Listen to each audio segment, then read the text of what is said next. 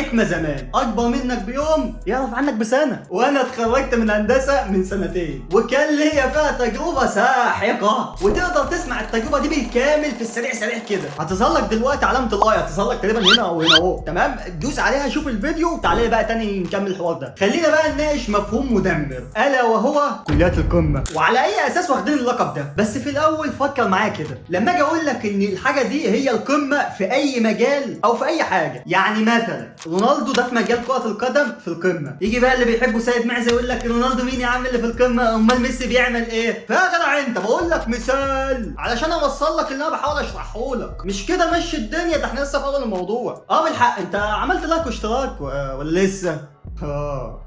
طب اعمل لايك واشتراك، اعمل لايك واشتراك يا جدع، الدنيا هات وخد، خليك حلو كده ما تبقاش. خلينا متفقين ان كلمة القمة دي لما بتتقال على اي حاجة معناها ان الحاجة دي هي التوب مفيش بعدها. فلما يتقال اللقب ده على كلية دي معناها ايه؟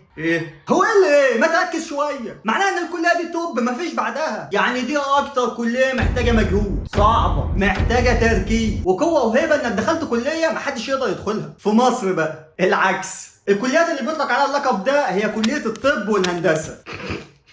ده اللي بيتخرجوا من الهندسه 70% منهم ما بيشتغلوش في الهندسه اصلا، ده غير ان المرتبات ايه؟ اوعى 3000 وانت طالع، تبذير اوفر، ده من اعلى مرتبات سوق العبيد يا جدع، ده المهندس. اما بالنسبه للطب فده نصهم هاجر اصلا بره البلد، كليتين تقولش حد نشوهم عين جابهم الارض، فعلا منحوس مدعوس. ادي كليات القمه اللي في مصر بلح، يعني بعيدا عن التعب في الثانوي وضغط الكليه المحصله ايه بقى؟ صفر. طب ده قدرنا في التعليم في مصر، نسكت بقى واشوف كليه تانية اقدر بعد ما اتخرج اعيش حياه حلوه؟ والله العظيم بقالي كتير بفكر مش لاقي، الظاهر كده مش ماشيه بالتعليم هنا. هنفترض ان انت عايز كليه سين مثلا بتحبها يا اخي، وليكن حاسبات، بس المصيبه ان انت كنت شاطر شويه في الثانوي وجبت مجموع هندسه، انت اصلا في خناقات بدات خلصت خلاص. هندسه حاسبات يا جدع انت. نفس الكلام في علم علوم، جبت مجموع طب قبل ما التنسيق يطلع، ايوه الدكتور اسنان بقى علشان الدنيا بايظه عندي خالص، فيا جدعان مش عايز اخش طب انا. انت انهبلت يالا. هنا بقى تكمن المشكله، تدخل المجتمع الرهيب. يا جماعه انا عايز ادخل الكليه اللي انا عايزها، يقول لك لا لا لا لا ده كليه قمه يالا. طب امرت ايه؟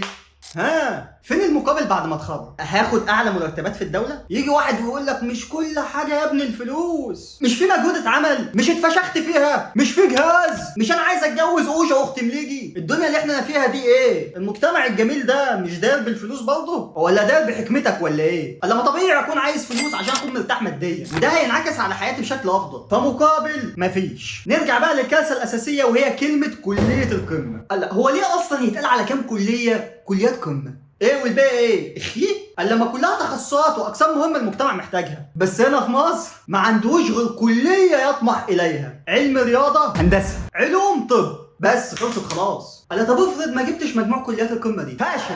ايه فاشل عويل كلب ذليل مفيش منك رجا، ولا في بنت هتبص لك ولا تعبرك، ولا واحده هتوافق تتجوزك اصلا. ايه مجتمع جبار، كل ده عشان مجموع ما جابش قمه؟ مأساة والله العظيم مأساة. وكل سنه بتتخرج دفع كليات القمه والبؤس على وشهم، وبرضه ما زال المجتمع مصر على اجبار اولادهم والضغط عليهم سواء في المذاكره او اي حاجه تانية، في سبيل ان هم يدخلوا زون كليات القمه دي ويبقوا من الصفوه، حتى لو هيبيع ويتداين مخصوص عشان يدخل ابنه او بنته كليه خاصه، المهم تكون قمه. اي نعم ان في شويه دخلوا اعلام خاص اللي هو انا مش عارف ده ينطبق عليهم اي حكمه ولا اسلام. ما تخافش انا مش قلت انت في اعلام خاص واسمك اسلام ربيع وابوك عنده محل ادوات كهربائيه في الموسك؟ ايه اللي بتقوله ده؟ ايه؟ لا يا شباب نطلع فاصل، نطلع فاصل. المهم ان انت بتكتشف ان الدكاتره والمهندسين دول بقوا كتير قوي، وده بقى ولد ايه؟ اكتفاء في سوق العمل اللي هو اصلا هلكان. طب استفدنا ايه طيب؟ طب المشكله في مين؟ هل في الكليات دي؟ طب هل في الدوله؟ هل في سوق العمل؟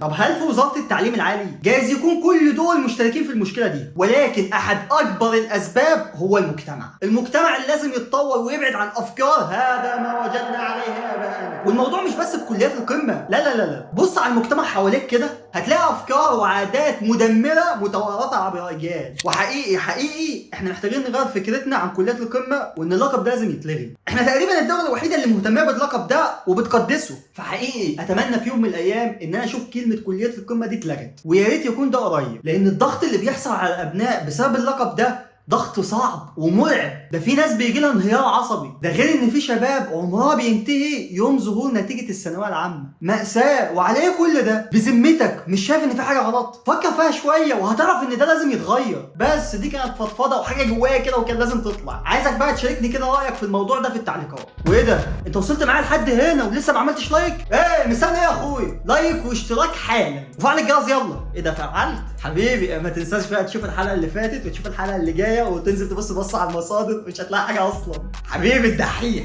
يلا عايز حاجه؟ سلام.